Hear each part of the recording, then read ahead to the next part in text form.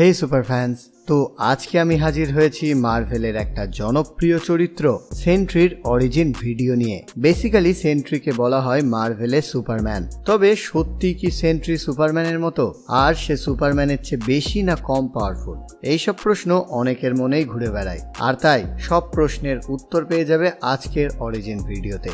তাছাড়া সেন্ট্রির অরিজিন জেনে নেওয়াটা অবশ্যই জরুরি, কারণ ওকে আমরা মার্ভেলের আপকামিং মুভি থান্ডারবোল্টসে একটা বড় চরিত্রে দেখতে পাবো, আর যার ট্রেলারটা এর আগে আমি ব্রেকডাউন করেছি। না দেখে থাকলে অবশ্যই দেখে নিও, লিংক ডেসক্রিপশনে দেওয়া আছে। তাহলে আর কথা না বাড়িয়ে জানা যাক সেন্ট্রির অরিজিন স্টোরি। তো সেন্ট্রিকে আমরা প্রথম দেখেছিলাম 2000 সালে প্রকাশিত সেন্ট্রি কমিক্সেরই ইস্যু নাম্বার 1-এ। আর সেখানে আমরা জানতে পারি 1947 সালে আমেরিকা আর কানাডা মিলে একটা রিসার্চ ডিপার্টমেন্ট বানায়, যার নাম ডিপার্টমেন্ট কে, এবং সেখানে তারা একটা সুপার সোলজার বানানোর প্রজেক্টে কাজ করে।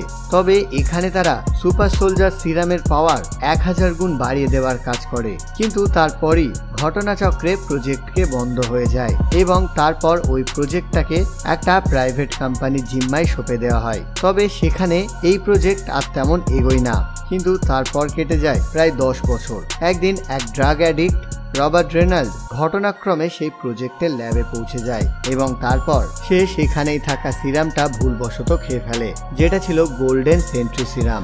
আর তারপরই রবার্টের মধ্যে 1000 সূর্যের শক্তি চলে আসে এবং তারপর সে হয়ে ওঠে সেন্ট্রি।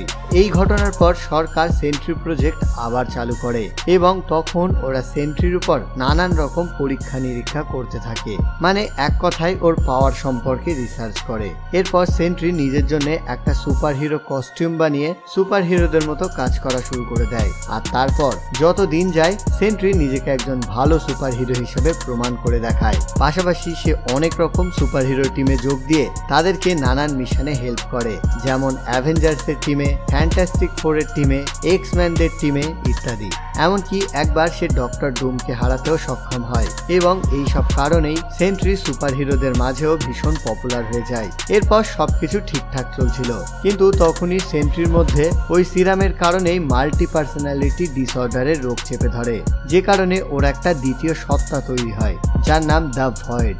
আর একদিকে সেন্ট্রি ওর পাওয়ারের সাহায্যে সবাইকে রক্ষা করে, অন্যদিকে দ্য ভয়েড সবাইকে হত্যা করে। আর তাই সেন্ট্রি দ্য ভয়েডকে থামানোর জন্য রিড রিচার্ড, ডক্টর স্ট্রেঞ্জ ইত্যাদি এদের সাহায্যে ম্যাজিক ও সায়েন্স মিলিয়ে সবাইকে ভুলিয়ে দেয় যে সেন্ট্রি নামের কেউ ছিল।